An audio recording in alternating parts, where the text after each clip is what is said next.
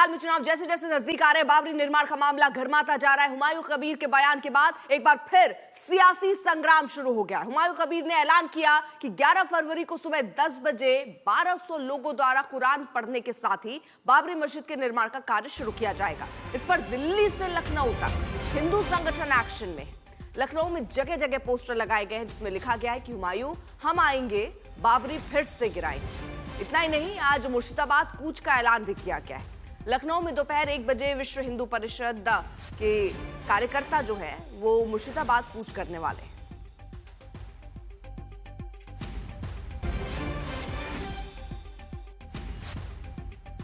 हुमायूं कबीर के बयान पर भी सियासत गर्मा गई है। कई हिंदू संगठन इसके विरोध में उतर आए हैं सड़कों पर। यह प्रदर्शन हम तब से देख रहे हैं जब बाबरी मस्जिद का जिक्र उन्होंने किया था कि अब यहां पर बनेगा। उसके बाद अब देखिए लखनऊ से दरअसल मुर्शिदाबाद कूच करने की तैयारी है।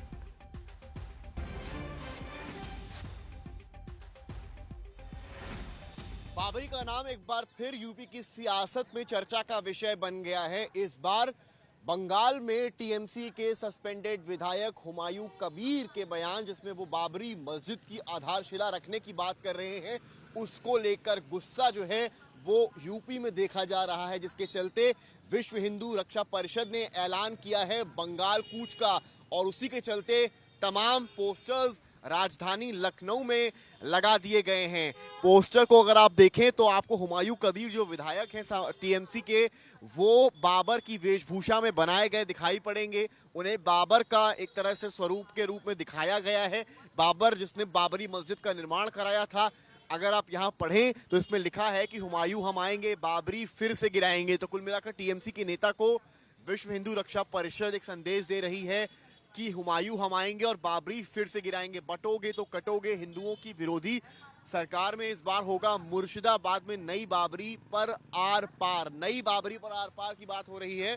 और ये कूच या ये विरोध प्रदर्शन केवल लखनऊ यूपी तक सीमित नहीं है, बल्कि ये विरोध प्रदर्शन कुल मिलाकर बंगाल तक इसकी आंख जाएगी। यानी कुल मिलाकर सैकड़ों हजारों कार्यकर्ता विश्व हिंदू परिषद के आज राजधानी में एकत्रित होंगे और प्रदेश भर से ये कार्यकर्ता अपने अपने जिलों से बंगाल कूच करेंगे। उनका कहना है कि हुमायूं कबीर अगर इस तरह का बयान दे सकते हैं कि समुदाय विशेष के 100 लोग अगर शहीद हो गए तो 500 खड़े हो जाएंगे, तो विश्व हिंदू रक्षा परिषद भी वहीं पर खड़ी होगी और नई बाबरी का विरोध भी करेगी, उसके खिलाफ प्रदर्शन भी करेगी। और फिलहाल इन पोस्टर्स के जरिए और कूच के जरिए संदेश देने की बंगाल तक कोशिश की जा रही है। कैमरामैन गौरव गुप्ता के साथ समर्थ श्रीवास्तव, लखनऊ, आज तक। हुमायूं कबीर का ऐसा क्या बयान था जिसके बाद सियासत और गर्मा गई? अब जरा आपको वो बयान भी सुनवाते हैं। जी, मस्जिद নিয়ে অনেক সমালোচনা, অনেক আলোচনা, অনেক বিরোধিতা, বিশেষ করে রাজ্যের শাসক দলের একটা অংশে এবং মুসলিম সমাজের একটা মাইনরিটি যারা তৃণমূলের সংগঠনের সঙ্গে যুক্ত।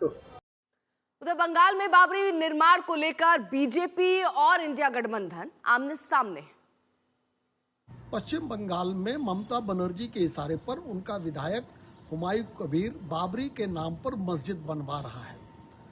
ममता बनर्जी संदेश दे रही हैं कि अगर उनकी सरकार आई तो पश्चिम बंगाल में फिर वही आताताई व्यवस्था लागू होगी जो मुगलों के काल में चला करती थी।